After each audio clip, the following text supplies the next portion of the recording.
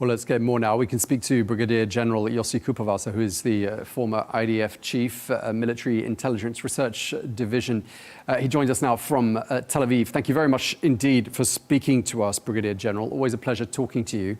I want to start by asking you, what is your understanding of Israel's military objectives in Gaza's largest city?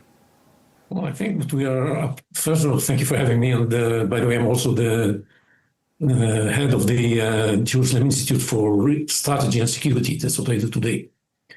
Anyhow, regarding our goals in Gaza City, they are very clear and they were well defined by the government. It is to remove Hamas from power in Gaza and to release the hostages and make sure that Gaza will not be in the future a base for launching terror attacks against Israel. That's what we are trying to accomplish ever since we started this campaign. How long would it take to seize all of Gaza City, do you think? Well, it depends how you do that.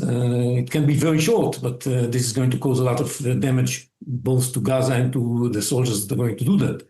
So what we prefer to do is to do it a little bit slower and avoid damage to Gazans and to our soldiers.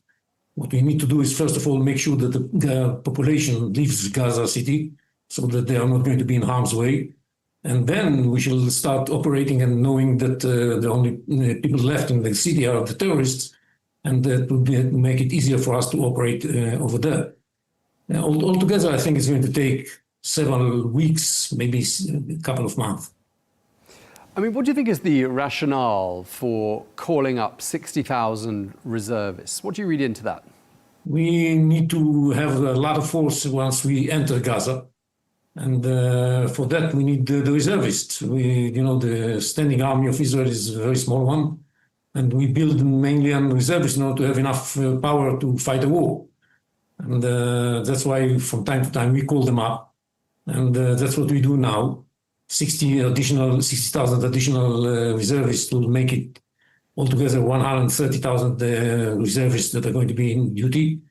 And that would enable us to take control of most of the territory of the Gaza City once we finish evacuating the civilian population within a relatively short period of time.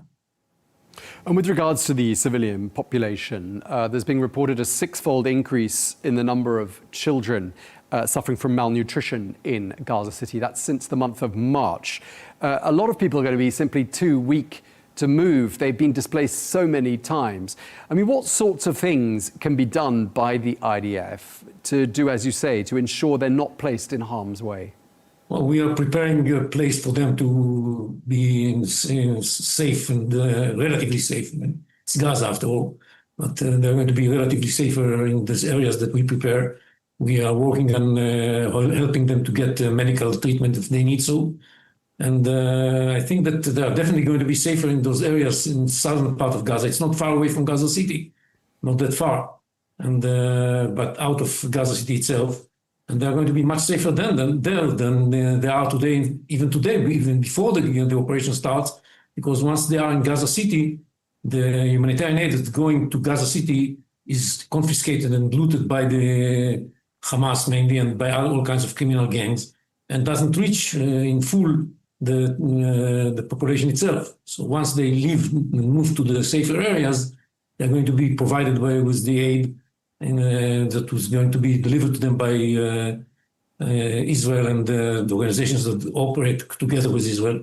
And that's going to be much better for them.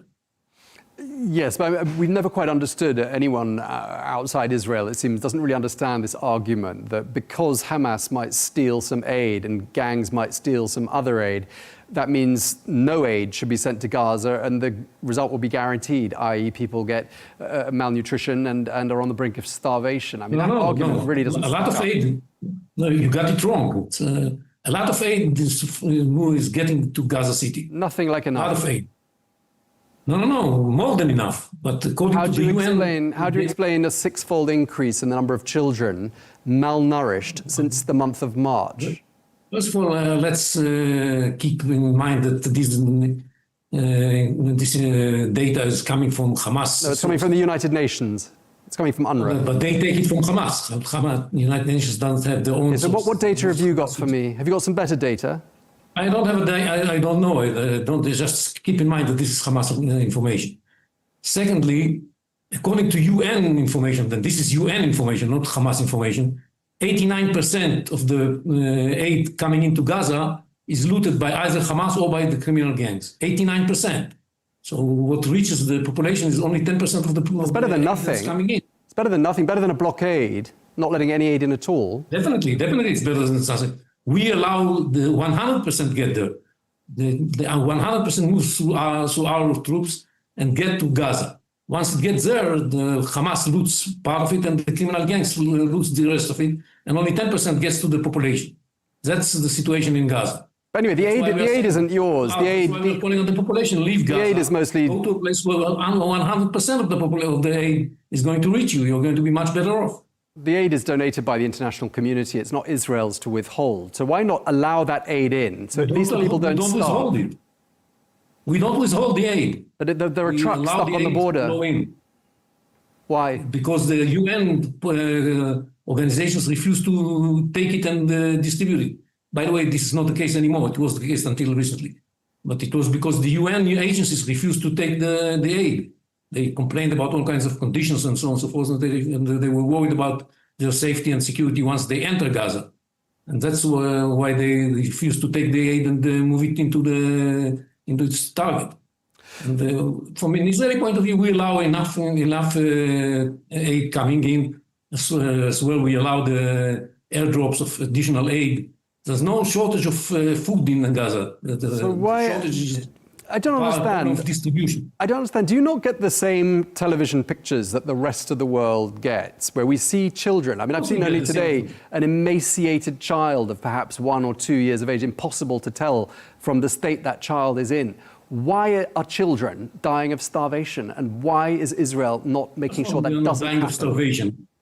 Most of the pictures that you look at are, I don't know the specific pictures that you're talking about, but most of the pictures looking at people, young people suffering from all kinds of other diseases, and they have all kinds of situations and conditions.